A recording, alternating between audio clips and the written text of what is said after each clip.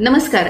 दिनांक 13 सप्टेंबर पासून ते 16 नोव्हेंबर पर्यंत शनी या ग्रहाचे रवी, मंगळ, बुध आणि शुक्र यांबरोबर विविध प्रकारचे अनिष्ट योग होत आहेत आणि या योगामध्ये मिथुन व्यक्तींनी काय काळजी घ्यायची ते आता आपण पाहणार आहोत.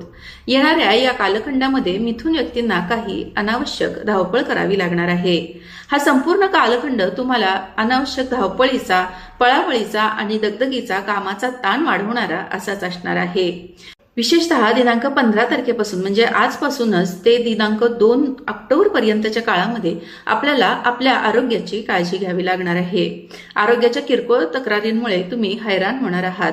या कालखंडामध्ये तुम्हाला मानसिक ताणतणावाचा देखील सामना करावा लागणार आहे. दैनंदिन जीवनामध्ये येणाऱ्या किरकोळ अडचणींमुळे तुम्ही त्रस्त होणार आहात. येणाऱ्या या कालखंडामध्ये तुम्हाला प्रवासामध्ये तसेच वाहनं चालवताना देखील काळजी घेणं गरजेचं आहे. येणाऱ्या या काळामध्ये विशेषतः 2 ऑक्टोबरच्या काळामध्ये तुम्ही तुमचं मन शांत ठेवणं गरजेचं आहे. आपल्या आरोग्याची, शारीरिक आणि मानसिक दोन्ही प्रकारच्या आरोग्याची आपण काळजी घ्यावी. या कालखंडामध्ये तुम्ही कोणत्याही प्रकारचे महत्त्वाचे निर्णय घेण्याचं टाळावं. त्याचबरोबर प्रॉपर्टीच्या संदर्भातील किंवा गुंतवणुकीच्या संदर्भातील आपली जी कोणतीही कामं असतील ती शक्यतो आपण पुढे ढकलावीत.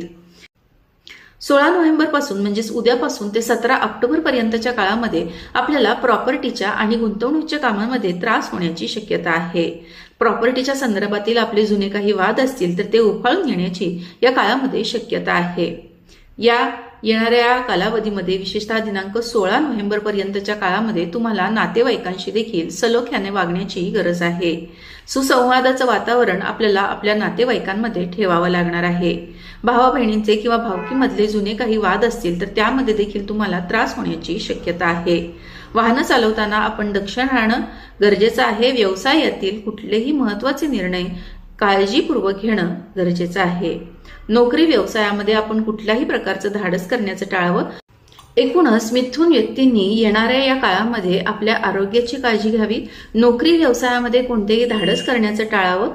त्याचबरोबर प्रॉपर्टीची किंवा गुंतवणुकीची कामं करण्याचं देखील टाळावं. आपल्या मूळ पत्रिकेतील ग्रहमानानुसार म्हणजेच आपल्या मूळ ग्रहस्थितीनुसार या योगांचा आपल्यावर काय परिणाम होणार आणि त्यावर उपाय काय करायचे हे जर आपल्याला जाणून घ्यायचं असेल तर आपण नक्की संपर्क साधू शकता. धन्यवाद.